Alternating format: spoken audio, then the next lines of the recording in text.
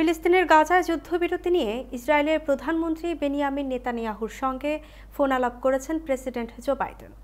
এ সময় বাইডেন জিম্মিদের মুক্তির জন্য গাজা যুদ্ধবিরতি চুক্তি সম্পন্ন করার প্রয়োজনীয়তার উপর জোর দেন।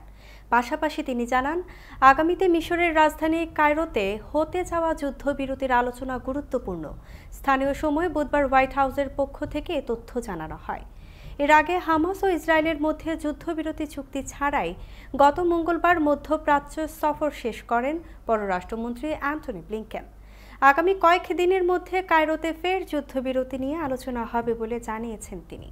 এক বিবৃতিতে হোয়াইট হাউসের পক্ষ থেকে বলা হয়, প্রেসিডেন্ট বাইডেন যুদ্ধবিরতি এবং জিম্মি মুক্তি চুক্তিটি সম্পন্নের উপর জোর দেন। বিবৃতিতে আরও বলা হয়, বাইডেন এবং নেতানিয়াহু ইসরায়েলকে সমর্থন করার জন্য আমেরিকার তৎপরতা নিয়েও আলোচনা করেছেন। বিশেষ করে ইরান ও প্রক্সিদের হামলা মোকাবেলা নিয়ে আলোচনা হয়েছে।